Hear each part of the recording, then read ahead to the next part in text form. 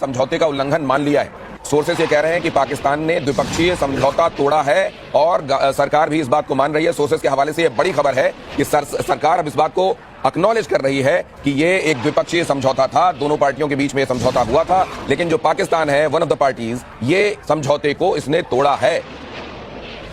प्राणेश ने अभी नगरोटा के संदर्भ में आपको खबर दी और ये दूसरा महत्वपूर्ण अपडेट आ रहा है। सरकार ये मान रही है, सरकार का ये मानना, औपचारिक रूप से ये मानना, अभी तो सोर्सेस ये बता रहे हैं और अगर ये है तो कुछ ही देर में आप सरकार की तरफ से इसका औपचारिक ऐलान भी सुनेंगे और फिर आप ये भी जान जाएंगे कि उसके बाद सरकार करने क्या वाली है। कैप्टन मीरा के पास में चलता हूं।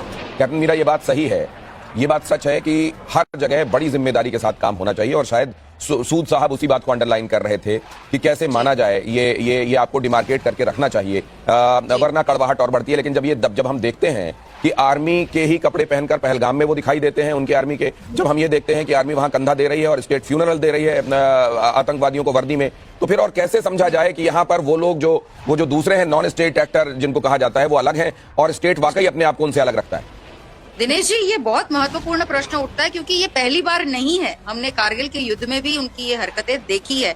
और क्या ये प्रश्न नहीं उठता है दिनेश जी कि आज अगर हम बोल रहे हैं कि पहले बहुत सारी फायरिंग सुनाई दी या ड्रोन्स आए और उसके बाद शांत हो गया और उसके बाद चेन ऑफ इवेंट्स। एक और खबर आ रही है मैम, आपको बता दूं, सूद साहब आप भी सुनिए। भारत पाकिस्तान तनाव पर चीन का बड़ा बयान आया है। हम पाकिस्तान के साथ हैं, चीन ने, लीजिए अब चेहरे बेनकाब होने शुरू हो गए।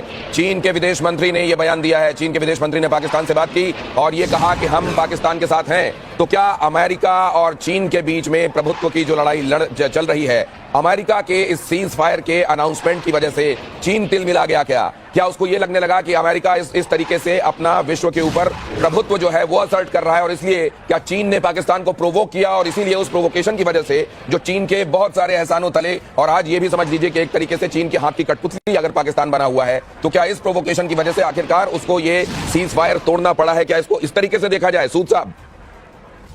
मैं इसको किसी उससे कनेक्ट नहीं करता हूं। चीन हमेशा से ही पाकिस्तान का हिमायती रहा है और ये कार्रवाई होने, जब पहलगाम की इंसिडेंट हुई है उसके बाद भी चीन ने उनको कहा था कि वो पाकिस्तान का पक्ष ही लिया था। तो मैं इसको इन सब चीजों से नहीं कनेक्ट करता। मेरा पर्सनल व्यू ये है कि ये शायद नीचे तक हुक्म नहीं पहुंचे थे, इस वजह से हुआ।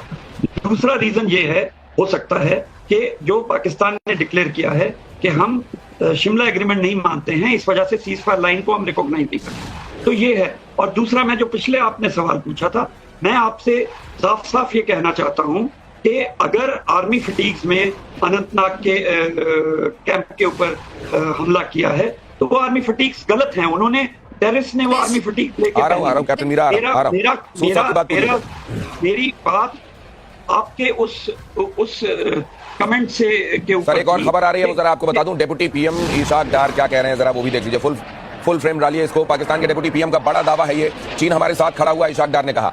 अब ये जो बात हुई है, चीन ने ये स्पष्ट कर दिया है, चीन के विदेश मंत्री ने, कि हम पाकिस्तान के साथ हैं और इशाक डार भी अब इस बात को दोहरा रहे हैं कि चीन हमारे साथ है। तो क्या ये मामला एक दूसरे टेंजेंट पर जा रहा है कैप्टन मीरा? हेलो जी प्लीज गो अहेड। जी दिनेश जी, इसमें अब ये प्रश्न उठता है। पहले तो मैं जो बात कर रही थी, आपने पहला प्रश्न पूछा, उसको कंप्लीट करती हूँ कि ये हमें पहले भी देखा है कि कवर फायर दिया जाता है और इन्फिल्ट्रेशन होता है, नंबर 1। नंबर 2 जो है, अभी जब सर अभी बात कर रहे थे शिमला एग्रीमेंट की, सीज फायर लाइन की और ये पूरा, तो नलिया में वापस क्यों ड्रोन्स आए, नलिया में क्यों ये हुआ, तो ये भी नहीं, वो कह रहे हैं हुक्म पहुंचने में, डाउन द लाइन ये कम्युनिकेट होने में कि अब हम सीज फायर में एंटर कर गए हैं, ये नहीं हुआ और इस वजह से ऐसा हुआ। Any which way Dinesh ji, any which way, मैं तो ये डिफिकल्ट है मानना कि आफ्टर पूरा, देखो, जब डीजीएमओ अगर कुछ बात करता है, पूरे राष्ट्र को वो रिप्रेजेंट करता है, तो जब पाकिस्तान के डीजीएमओ ने बात की तो सबसे सलाह मशवरा करके, जैसे हमारे यहाँ पे भी होता है, तो बात की होगी, स्वाभाविक है, ऐसा नहीं होगा मैम। लेकिन ये बहुत महत्वपूर्ण डेवलपमेंट है, ये तो खैर हम इस पर बात करेंगे ही, लेकिन ये बहुत महत्वपूर्ण डेवलपमेंट है इस वक्त का।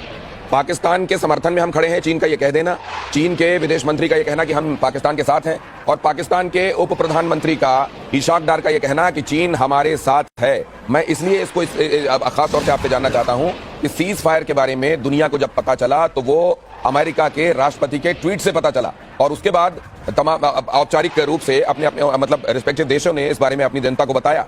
वैसे में चीन का ये दिखाना, क्या ये वो चीन और अमेरिका के बीच में जो टसल है, ये क्या वो एक एंगल भी इसमें आता जा रहा है?